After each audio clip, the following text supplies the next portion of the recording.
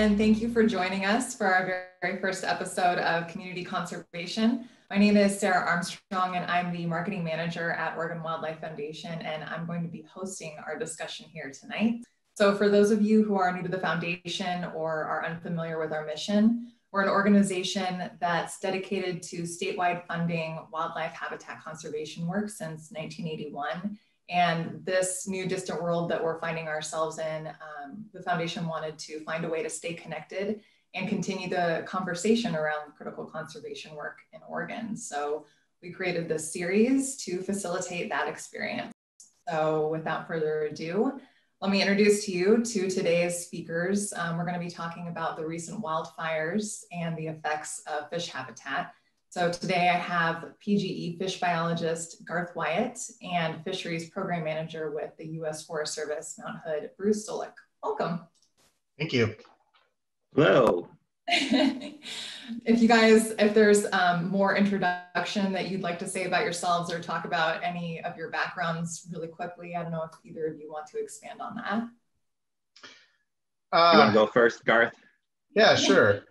So I've been working in the Clackamas Basin now for 13 years with Portland General Electric. And while my primary role is facilitating fish passage around the hydro projects, we do a fair bit of habitat restoration in the upper basin, as well as looking at cutthroat densities around Timothy Lake and just general fish monitoring in the upper basin with radio telemetry. So I have had a fair bit of experience upstream of the project and probably spent about a third of my time up there. So it's been an awesome place to work, and the Clackamas is a really unique basin in that we're fortunate to be kind of in this recovery story in real time, so to speak. It's gone through a very mixed history, but I think I'm pretty lucky to be working here and see some of the responses that we've seen in the last decade to fish management and restoration actions. So.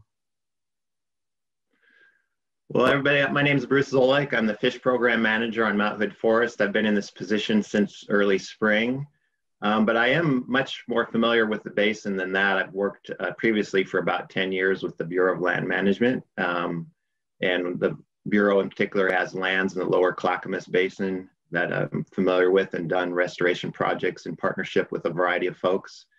And then I'm also much more familiar with the upper basin because we're currently in a planning effort looking at restoring or writing a restoration plan for one of the upper sub-basins in the watershed, the Cub Creek watershed. So I've been working with our Clackamas Ranger District biologist, Jane Dalgleish and Jack Williamson, and looking at those habitats up there and what we might do to improve them for both bull trout and endangered species listed salmon and steelhead. Nice. Thank you. Thanks both for introducing yourselves. And thanks for being here. Of course, thanks for giving us your time. So let's dive right in. Today we're focusing on this year's unprecedented fire season, specifically the Riverside fire along the Clackamas River. Garth, maybe you can give us an overview first to start off. Sure, I'll give you from my perspective. It was I guess September 8th or so when the Riverside fire really started getting going. We got a call that there was a small fire near Riverside Campground, which is about 20 miles upstream from where I work on West Side Hydro. And that was at about 9 in the morning. And we didn't really realize what it was going to become. It essentially transformed into a mega fire, if you will. But we had heavy winds that day, and the fire moved approximately 20 miles in 6 to 8 hours. By the time we were getting ready to leave on that Tuesday, it was apparent that it was just adjacent to North Fork Dam. We could see the plume coming up over top of the ridge, and that was when we were given the evacuation order. And so we mobilized and did what we could on project to ensure worker safety and maintain fish passage, and left. And over the course of the next 8 days, I believe the fire burned about 140,000 acres. And, we all felt the effects down in the valley with the smoke as it started to come down the canyon and settle out. But I don't think any of us really knew what kind of damage that it inflicted in the upper basin until we could actually go up and put eyes on it. Very intense heat, obviously. And really one of these systems that, when you first think about it and you see the plume smoke, you go, my gosh, the entire watershed is going to be compromised. This is basically going to be an event where we're starting from scratch. But as it turns out, and you start to do a little research in fires, really it's kind of a mosaic of effects. We've seen some sub-basins get hit extremely hard while others remained unscathed. So as time's gone on and we've gotten a chance to walk up there and actually look at it, I know I'm very optimistic about what the potential benefits might be. So I'd like to get a little perspective of just how unprecedented the size of and the magnitude of the Riverside fire is. In the 1900s through 1940, the Forest Service looked at burn frequencies and fire replacing stands in the upper basin, and only about 6,000 acres burned during that time period. And other fires that the forest historically is called large fires, like in the Zigzag area, were 10,000 acres in size. So to have 140,000 acres burn up in just a number of days is just totally unprecedented. It's an order of magnitude larger than anything the forest has experienced in the last 100 years. So it's really potentially a basin resetting fire. It'll be really interesting to follow through time. So what are some of the impacts then of that? I guess, yeah, the immediate impacts, long-term and short-term. Well, I think that, fire can certainly make life more difficult for fish, especially in the short term. Immediately we saw air temperatures be reduced by 30 degrees just from lack of sunlight penetrating that dense smoke plume. But, it's not like salmon and steelhead haven't dealt with really large disturbances on the landscape. They've made it through the ice ages. They've dealt with large fires prior to, Euro man even arriving here. And I think that just their body of work, if you want to call it as such, leads you to believe that they're going to be all right. But when you have large fires like this, and Bruce, I'm sure could speak to it better than I could, but you can often have landslides that occur, which may actually disconnect some of our smaller tributaries for a certain time period. Those landslides can result in really heavy siltation or dirt coming off the hillside and actually settling on redds, which are where fish dig their nests and lay their eggs. And it reduces the amount of water flow and oxygen through there, which then can impact survival of that particular spawning pair. So, depending on which tributary and species you're talking about, the short-term effects can be fairly detrimental. So, we're cautious this winter. It looks like we're going into a La Nina, so it's going to be wetter than normal.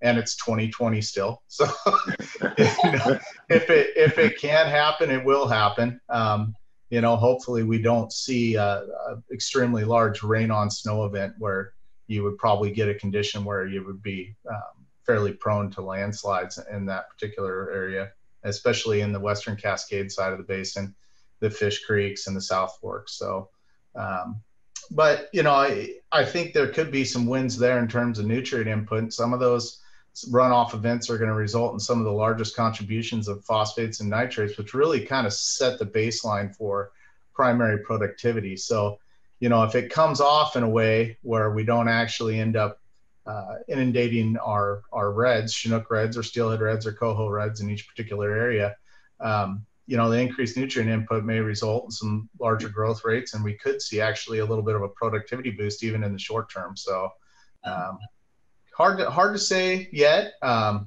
We don't want to paint too bad of a picture here, but no doubt about it, there's going to be a lot of change here in the next 6 to 8 months in that upper basin. Yeah, for sure. To kind of build on a little bit of what Garth was talking about in the short term, we know the fire is patchy, with some places receiving some really stand replacing fire, where essentially you just have the tree of the trunk left, no branches left at all.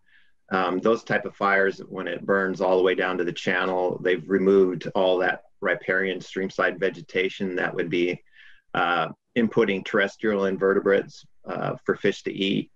Also removes a lot of that overhanging cover. So, and the immediate effects of some of that stand replacing fires probably the greatest effects we might see is that fish no longer have as much energy input. We don't have the organic matter, the leaf litter being put into the stream to start that production for in-stream invertebrates to use.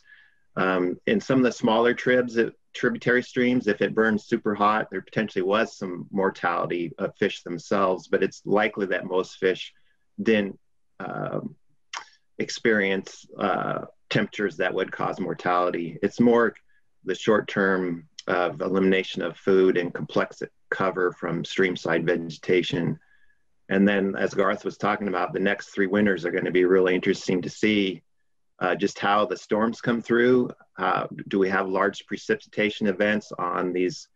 Some of the subbasins burned with an intensity that 75% of the basin had all the understory vegetation and organic matter on the soil surface burned up. So you're just left with mineral soil. So potentially if we have a heavy rainstorm, water will be delivered much faster to the channels. You'll have much higher peak flows. We could have slope failures because we don't have vegetation covering steep slopes, and you could have mass wasting or landslide events that will contribute a lot of sediment to the stream in the short term, which would impact fish because of the turbidity and the sediment in the water column. But in the long term, that might actually be some great things that could happen in the basin, and we can talk about that a little bit later in more depth. Yeah. I think we're going to be somewhat lucky in that the majority of our spring Chinook adults that are spawning are doing so upstream of the distribution of the fire. So they're actually past the upstream border of the fire. I'd probably say, based on some of the most recent data that we have on spawning distribution, roughly 70% of our Chinook are spawning from the Oak Grove Fork upstream, which was largely spared. So, the big bottom area of the Clackamas remained largely intact. I know that the Beachy Creek fire crept over the saddle there for a little ways, but in general, I think our spring Chinook production will be largely unaffected. Now, some of those lower main stem spawners, are obviously susceptible to what Bruce was just talking about there with mass wasting and slides, but our early run coho, for the most part, have already slipped upstream too. They predominantly spawn up in the upper part of the basin. So, looking forward to this winter, I think we're really worried about the steelhead for the most part that utilize Fish Creek and some of the late run coho that go up there. Those populations are still kind of rebounding from the flood in '96, and Fish Creek in particular, it had a lot of restoration done in it. It was lost during the '96 flood, and it's really kind of having a hard time finding its way. And so, hopefully, with the severity being as high as it is there, if we can dodge a bullet of mass wasting, we're going to get a bunch of large wood recruitment, which will kind of act as a restoration project. But I think that's one to follow here over this winter is to see what happens in particular in that basin, and hope for the best. So. Well, a couple questions. First of all, when you're saying the adults spawn upstream, is that where they were already? They were already going to do that, no matter if there was. Yeah, they were already past. The fire hit September 8th. 90% of our spring Chinook were probably past that point that were destined to spawn in the upper basin. So the Chinook are migrating through that area in mass in June, July, and to some extent the first couple weeks of August. So. Just kind of the stragglers would have been moving through there, a very small percentage of the population. Unfortunately, the coho were in that particular area right during the peak of the return, but probably largely unaffected just because they're in the main stem at that point. Our early run coho are destined for spawning tributaries upstream of Fish Creek in the South Fork. So I don't really see that affecting the adult migration that much. Obviously, at this point, there hasn't been a landslide and they're already through. So, maybe juvenile effects might be larger in those particular basins, but from a adult spawning distribution side of things, like where do those fish go and how important is it? How much did that fire impede their progress? I'd say relatively, it was de minimis at most. So, pretty positive there when you consider we just had a all-time record return from 1958 to 2020 of naturally produced spring Chinook, and we're gonna 4,000 fish. So that was a big deal for us, and we're going to be setting more than likely an all-time record for naturally produced coho upstream in North Fork. Right now, we've had around 7,500 pass through the hydro project into the upper basin. And so we're forecasting another couple thousand late run fish to come. So I guess that would be the silver lining to 2020 was our numbers of fish passed. But, hopefully that fire doesn't take a lot of that production off the books. Should we get some mass wasting and some landslides that come down and snuff out those reds, for lack of a better word. So. Yeah. Bruce, a question for you. When you're talking about riparian vegetation, for those who don't exactly know what that is, do you want to describe a little bit of when you say that about along the water side? Do you want to explain what some of that is? What some of those species Sure. Kind of riparian vegetation, fish biologists and plant ecologists refer to that are plants that are dependent on the extra water that's available either through the water table or having the root zone next to the river or stream. And so a lot of the typical plants you'll see immediately adjacent to the stream bank would be willows, cottonwoods, sedges and rushes, which are really rhizomatous rooted grass-like plants that are great at holding stream banks together. And all those species are adapted to be at least wet or seasonally flooded. And they also, you kind of have a gradient from those plants that are dependent on extra sources of water. And as you go up the bank, you get to more plants that are like in Western Cascades, you'll have the conifer trees pretty quickly growing there also. And so it's pretty diverse habitat. It's important to both wildlife and fish. Bruce, do you think we'll see potentially reduced base flows in the summer as a result of this fire, just kind of less infiltration through the dirt and into the water table, and perhaps lower flows, come this July and August of 2021? Or do you think we'll be somewhat stable or basically wintertime dependent? I think that's one of the more intriguing things about this fire, because with the removal of vegetation, there won't be as much demand for water, and so potentially base flows could be higher. But also with the removal of vegetation, when it rains, the water is going to be delivered much quicker to the channel. It will not be intercepted and held into the groundwater table as well or as easily. So base flows could actually even be lower. And we know peak flows will be higher in the spring. In the fall, when we have rainstorms, that water will be delivered much quicker to the channel. Yeah,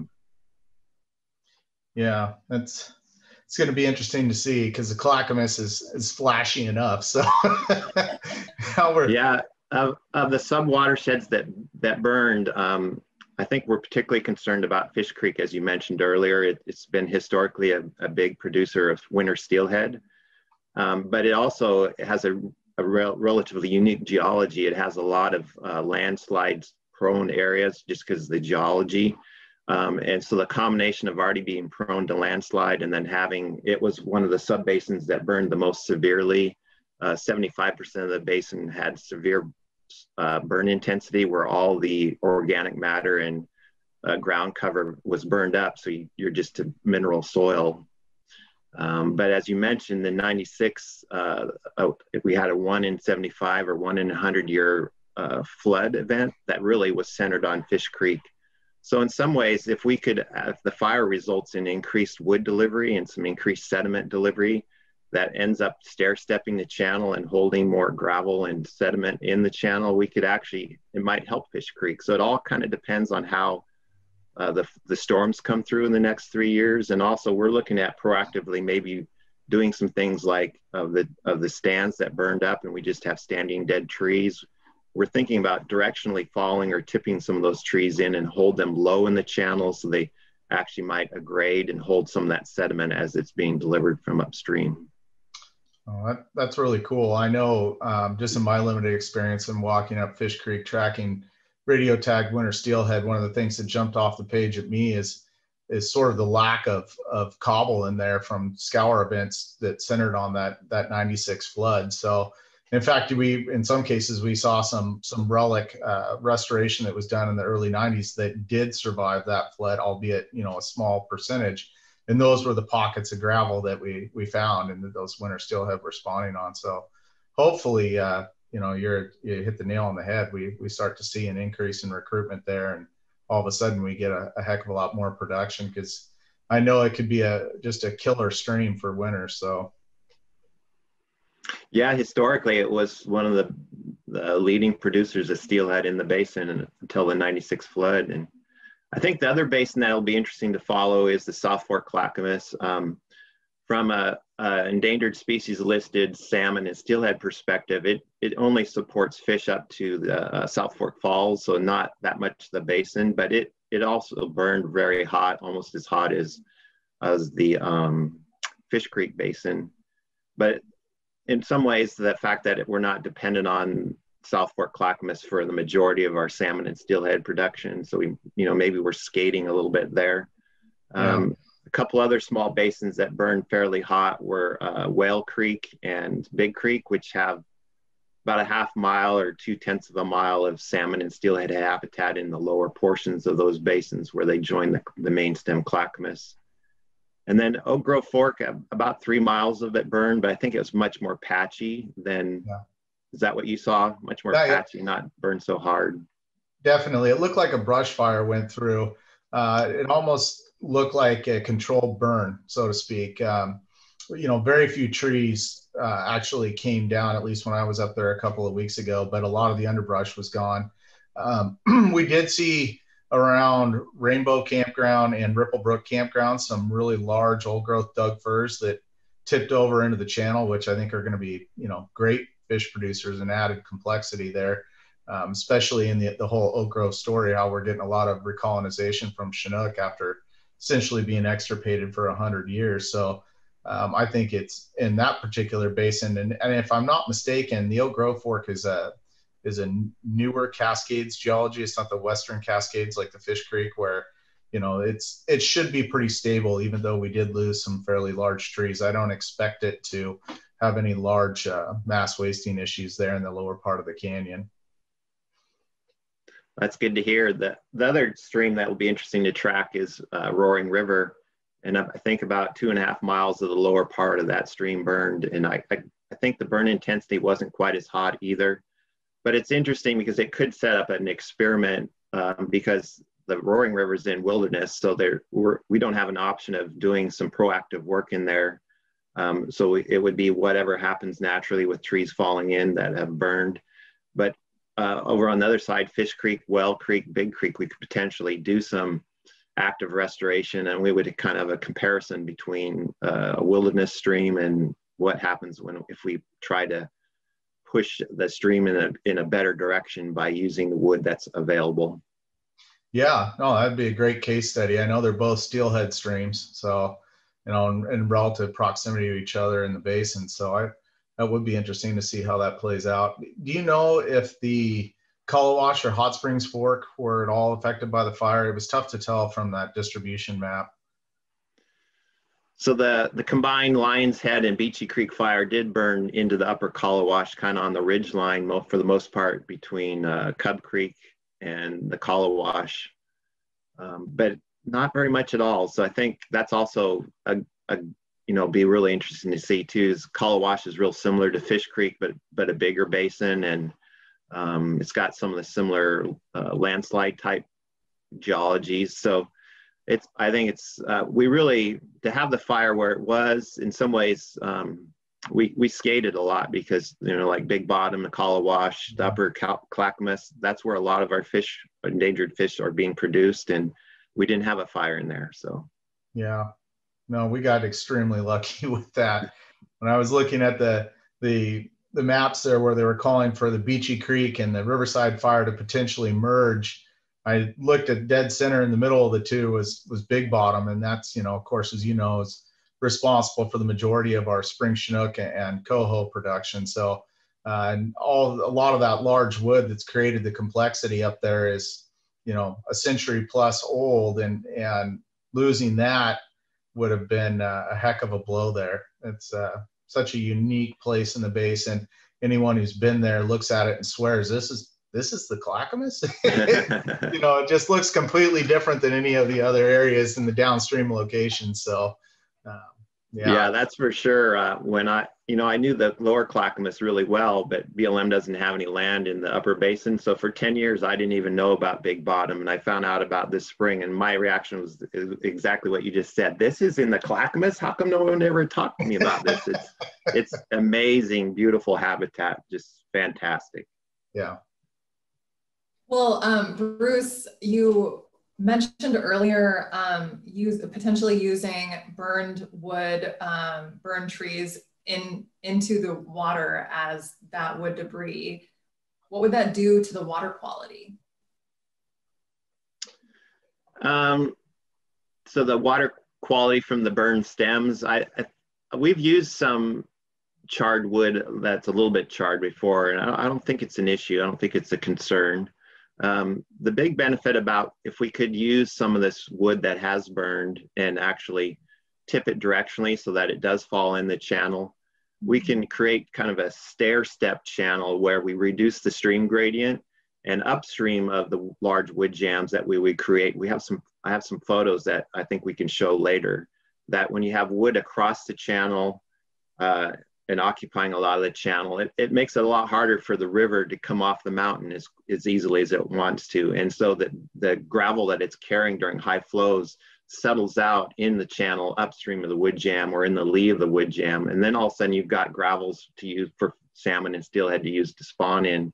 Gotcha. Also by using these trees that we've lost through the fire, if we can add them in to build wood jams, you create scour habitats, deep pools, and we have a photo of that on Berry Creek. It's a tributary to Cub Creek, just the complex, quiet pool habitat that's created for juveniles to rear in and to provide a winter, particularly increase their winter survival by having those calm, quiet, complex habitats. And the stream channels of our subbasins are just really dependent on large wood to provide that complexity, to stop the flow from coming off the mountain so fast. And some of the historical practices of the forest before the Northwest Forest Plan, we used to log, harvest timber almost up to the stream channel, and we removed some of that wood that would have been delivered to the channel through time. So this forest fire may be an opportunity for us to quickly put wood into the channel. And the balance will be between, if we create wood jams, how long they persist versus the 50 to 100 years that it'll require to grow a tree to replace the ones that burned up in the fire. So you end up in those balancing act between, you can immediately create wood and complex habitat, but you need to have the trees come along and grow to provide future wood sources. Yeah. Yeah, I think on that same line of thinking, the fire is going to present a really unique opportunity for natural recruitment, or that burned wood that comes down, to hang up on some of the existing restoration projects that we've already completed. And thinking of the Wildlife Foundation project at the head of North Fork Reservoir, we've already seen 2 extremely large trees hang up on some of the man-made jams. So if we can get those man-made restoration projects to actually increase the natural recruitment and that wood to settle out there, it's really going to increase the benefit that those structures have for fish. They're designed to provide cover for juveniles and adults. And it'll be interesting to see how much wood those structures will rack and hang up on the front. In that particular area where you've got a transition zone between the upper Clackamas and North Fork Reservoir, you've got really high numbers of fish, upwards of 500,000 juveniles move through that stretch of river, and 10,000 adults. And so when you have a sterile environment like that because of that transition zone from the river to the reservoir, and you've provided some wood there, which we did from the project, and now you double down essentially and take advantage of that recruitment, it could really be a windfall. Of course, there's always the added risk of more wood on those structures, and depending on the flow rate, is that going to affect their longevity? But it's going to be really interesting to see how that plays out. Yeah, I know that you guys have both been out there pretty recently or been to the site. Garth, you have some pictures we're going to show here that are before and after photos too. Like you literally were out there last week, I think. Yeah. Yep.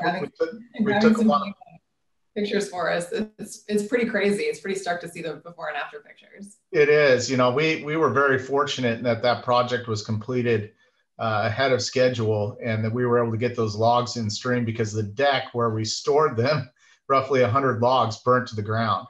So if they would have been there, we would have lost all our material for that particular project.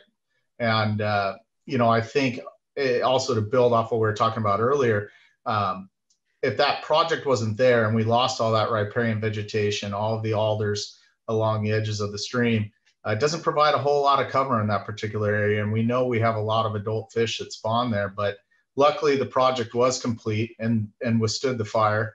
And it was not a shoreline-based restoration action. So there was some logs that were placed there about 6 years ago, and the fire burnt those, not entirely up, but put a pretty good crisp on them, whereas our structures didn't have any fire damage at all. And those Chinook were spawning within a week after the fire came through.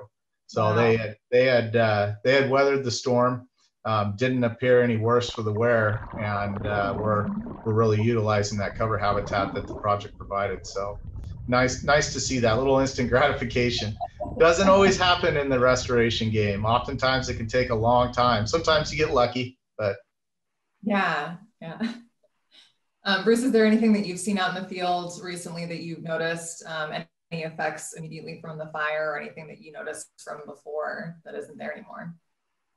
Well, I drove up Highway 224 up the Clackamas River yesterday, and I think Garth has some pictures that just show what I saw. Some places where it was stand replacing, and you just have dead standing black tree trunks. It's pretty amazing for a Western Oregon forest to burn that hot and that have that kind of result. I think one other thing that really struck me was wood is already being delivered to the Clackamas River from trees that burnt, and the roots burned up enough that the winds that we've had just since then are already knocking them over, and they're coming down steep slopes and already reaching the channel. And we were in a preliminary design of looking at building 2 large wood jams on more of the some of the largest or widest expanse of floodplain on the Clackamas River between the reservoir and up by Fish Creek Campground. And it just makes me wish that we had gotten those done, because like Garth was talking about, there's going to be a lot of wood in transport in the Clackamas River, and it's such a big, powerful river.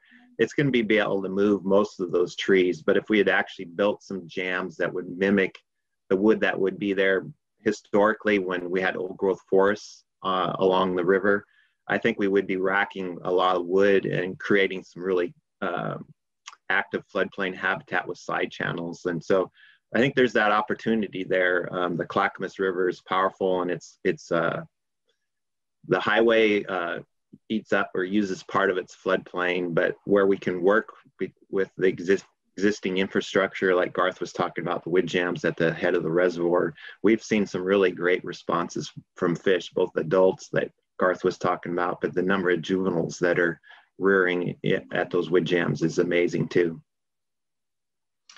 Yeah, and my hope is that the majority of that wood that comes down hangs up in that particular section of the river and doesn't come down in the reservoir. But if it does come down in the reservoir, we've got a program where we actually round that wood up, stockpile it, and then it's available to folks to use for habitat restoration. So it's not going to go to waste. Those logs aren't going to go through the spillways and down in the reservoir. They'll actually be accumulated and actually given to projects for implementation downstream of the hydro system as well as upstream. So we're probably going to be log rich, as they say here, pretty soon. What are the key elements of a hydro system for us that don't usually use that word as sure? Nomenclature? Well, so one dam is a hydro project, and when you have multiple dams strung together, it's a hydro system. So Portland General Electric operates 3 dams in the lower Clackamas. Well, I guess you call it the mid Clackamas. North Fork Dam, which is the upstream-most dam, which forms North Fork Reservoir. The Faraday Diversion Dam, which supplies Faraday Powerhouse and creates Faraday Lake, which a lot of folks fish out there. And then the furthest downstream dam is River Mill Dam, which is just downstream of the town of Estacada and forms Estacada Lake. So there's 3 dams, and they work together to generate right around 110, 120 megawatts of electricity. But dams, everyone knows that the dams can stop fish. And so you're putting fish ladders in for adults. You're putting surface collection systems in to collect the juveniles and get them around the project. But they also can stop wood and gravel recruitment, which can affect some of those, what we call a geomorphologic process, which is, the shape of the river. And so being able to get that wood and repurpose it, either upstream or downstream, kind of tries to make that process whole. Downstream of River Mill, we have a gravel augmentation program where we're actually staging rock along the side of the river so that during high water events, it's captured and carried downstream to replenish what you call kind of hungry water, because all of that material otherwise settles out upstream of North Fork.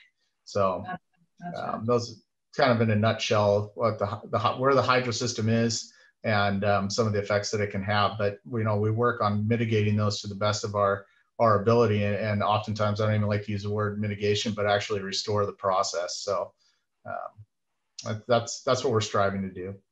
Gotcha.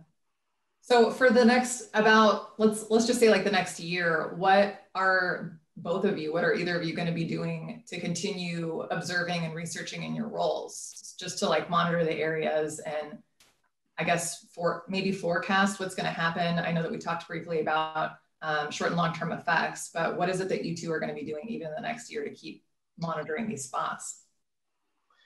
Well, I'll be doing a lot of praying.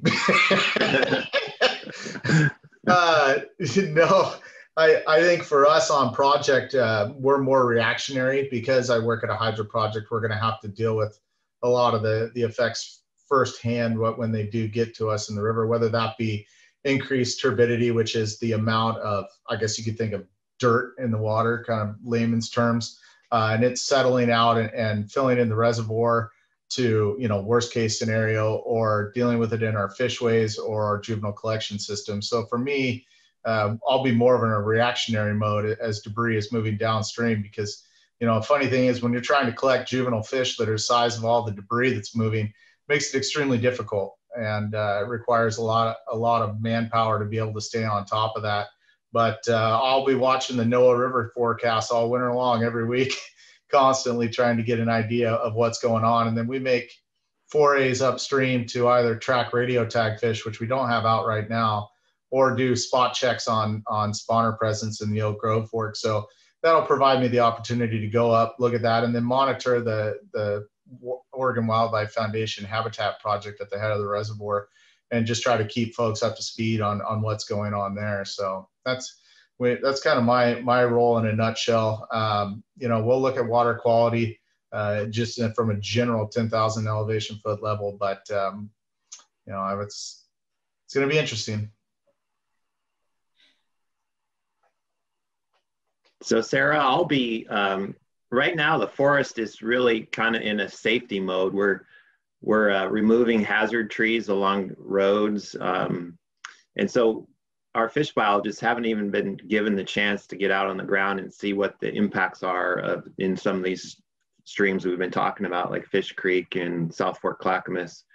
So I think as soon as we get to a place where it's safe for us to be out working, we'll be looking at the condition of those streams, probably setting up some photo points, and then looking to see how it burned, if there's opportunities to directionally tip or fall trees that would result in some restoration benefits and help with, like we were talking about earlier, hold those sediments instead of them all being delivered to the Clackamas, try to hold them on site and reduce bed gradients and increase the amount of spawning gravel in those tributary streams.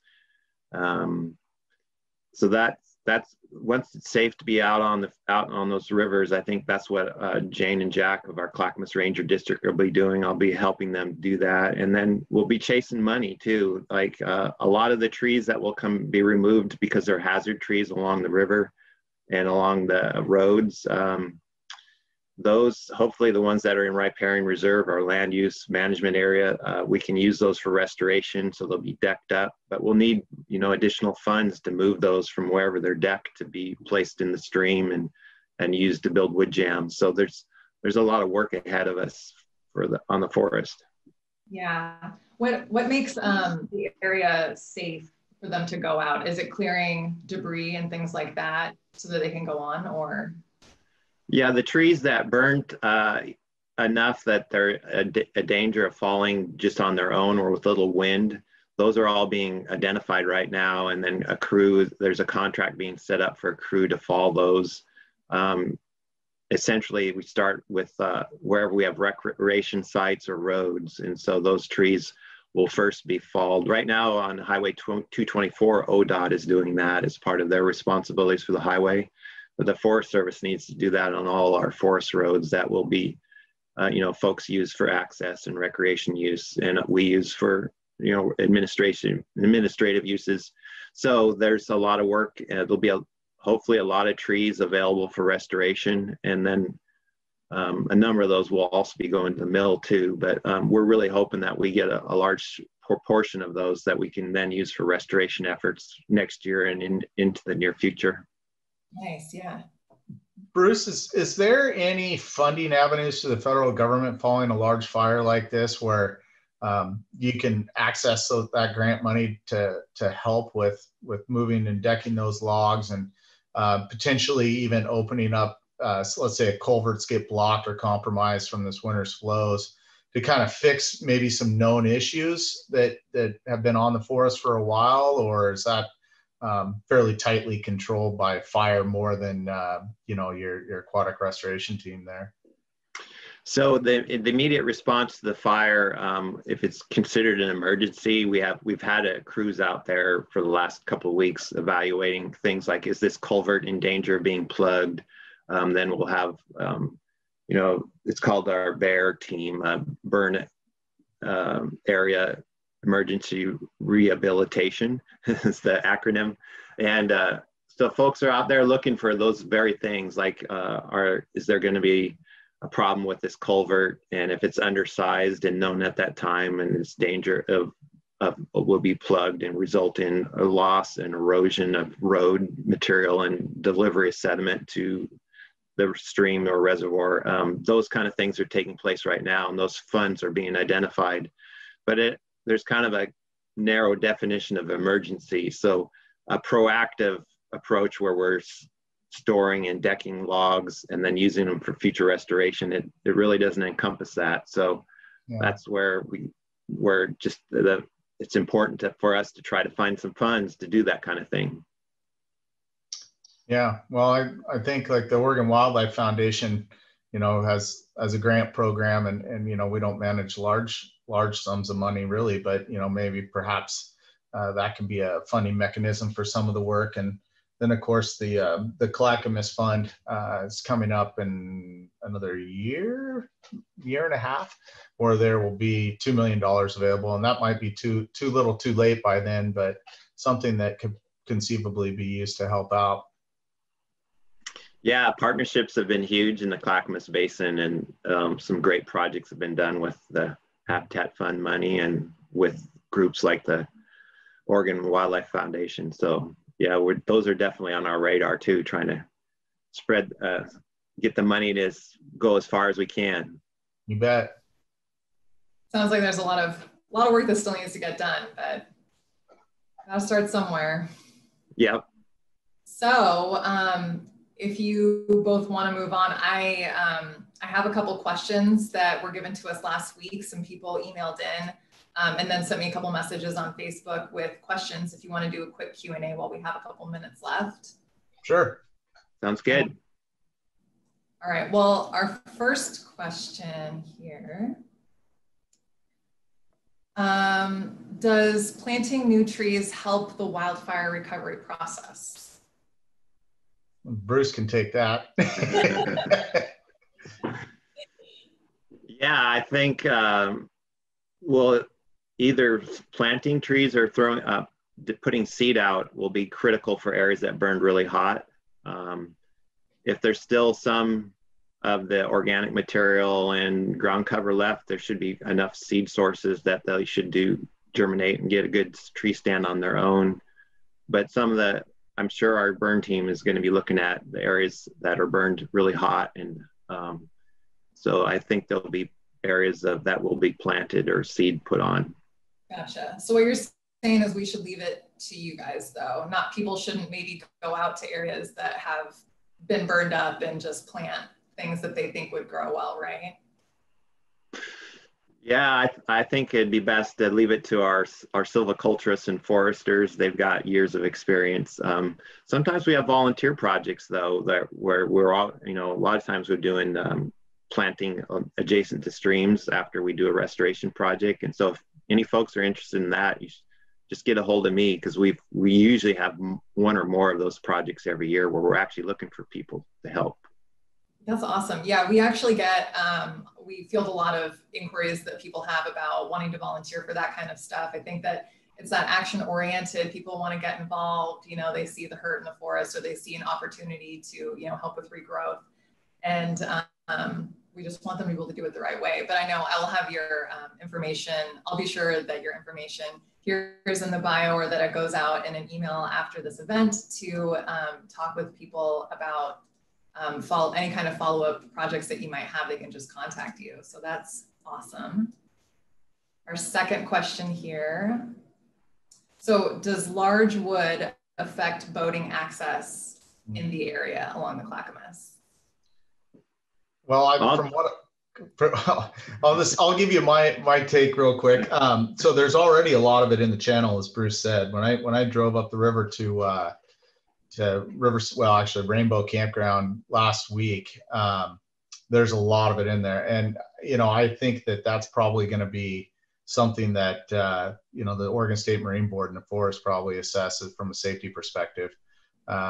It's certainly going to result in not only some strainers where boaters could get hung up, but, you know, when large trees land, they actually shape the river channel. So there could very well be some new rapids, at least at the very, you know, changing structure and turns and bends. The Clackamas is known for, you know, having a 90-degree bend where the river piles into some bedrock there. When those logs can accumulate in those areas, it can be pretty nasty. But, you know, I think Bruce could probably provide some better context on the forest access plan and what they plan to do going forward. Yeah, I think the Clackamas is a powerful enough river that the size of the trees coming in are such that the river will be able to process through time, and they really won't be in the main current that folks use for boating. But in the short term, they probably will be some, and I think folks will really need to be careful next spring. And those hazards, as they're identified, I think we'll be working with the state, and because the Clackamas has such a high recreation use that we've thought of that already. If we were going to add large wood in a lot of the sections that are used heavily by boaters, we'd be really careful on how we did it. And so the same thing I think applies as the wood's being delivered. I think through a series of high flows, the river will move it aside from where most boat traffic is. But I think initially, maybe next spring, there could be some areas where folks really need to watch out. We need to coordinate with folks about what to do about that. Yeah, safety first. Yes. All right, I think actually we just have time for one more question here. So as wildfires are becoming more frequent with climate change, should we be doing controlled burns anymore? Go for it, Bruce. Yeah, I just read a couple of studies about this, so it's kind of funny this question came up. But in central Idaho, they were doing some prescribed fires, and then in the mid 2000s had some very large fires similar to the Riverside fire, and they found out that the burn intensity and the amount of at least the intensity of the burn and the impacts were reduced by having prescribed fires prior to the large wildfires. So in this era of global warming and climate change, much drier fuels in Western Oregon, combined with, in the Riverside fire example, we had unprecedented once in a generation downslope winds of 30 to 50 miles an hour. That's just a recipe for giant fires, and the research is showing that prescribed fire can lessen the impacts of that, because you have lower fuel loadings for the fire to use to get big. Garth, do you have anything you want to add to that? Any insight? No, I mean, that would have been my opinion, but I couldn't quote a study on it. So I'm glad Bruce knocked that one out of the park. So. Thank you. Well, like I said, that's all we have time for right now, but for anybody who has questions or they submitted an email or here in the chat that we weren't able to get to, maybe we can do another follow-up, just a Q&A with Garth and Bruce in the coming month. Maybe you guys have some time if there are extra questions that you guys want to address, and we can maybe just put out a short video of you guys addressing those, or we can do that in some kind of video where I give you guys a couple questions. Sure. Sounds good. Awesome. Well, thank you so much for your time and for your knowledge on this topic. I know there's so much more to talk about, but a little constrained here for time. So and I know you guys are both going to be in the field too. Maybe a nice follow-up would be even in a year, having this same conversation and being able to see the differences, what you guys saw now, even last week, and compared to a year, and we can see new growth or, whatever projects that you've been working on. How about that? That sounds good. I think that would be great, because I think we're going to learn a lot, and it would be, I know folks are going to be interested. There's been so many people affected by these large fires. So I think that would be great to have a follow-up. Yeah, that'd be awesome. Well, Bruce, do you have anything that you want to plug? Any projects or other panels that you're going to be on, events coming up that you want to plug here? Well, I'll just mention, we are doing a restoration planning effort in the upper Clackamas Basin that encompasses the Cub Creek watershed. It's got priority habitat or high quality habitat for bull trout, which is a relatively new introduced population to the Clackamas River basin. It's used, the lower parts of Cub Creek are used by winter steelhead, coho salmon, and Chinook salmon. And so that's kind of our priority to go to for the next 5 years. We still hope to pull off building a couple large wood jams on the main Clackamas between the reservoir and Fish Creek, but that would be our next place where we're going to. And so I think just to let folks know that we're, in addition to addressing the effects of the fire, we're proactively trying to restore some of those habitats in the upper basin to benefit endangered and threatened fish species. And so I guess that's my plug, is that the Forest Service is up there working. And a lot of times we need folks to help us with planting after we do a project. So keep that in mind. Yeah, I would plug the Forest Service Twitter too. I think that you guys do a pretty stellar job updating pictures, doing, projects, whatever's going around up there in the area. So yeah.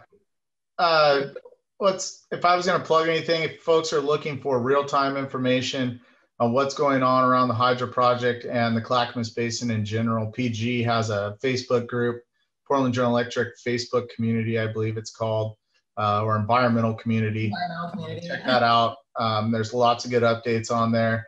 And there's also going to be a conference hosted this spring by the Clackamas River Basin Council called the State of the Clackamas. It's going to be a really unique virtual conference in that it's going to be structured in such a way that both professional level folks and general residents of Clackamas County, or folks interested in the Clackamas, will be able to gain a lot of knowledge very quickly. We're going to be covering everything from fish production to habitat restoration to forest practices, so on and so forth. It's going to be very comprehensive with a lot of experts in the basin. I know Bruce is participating in it as well.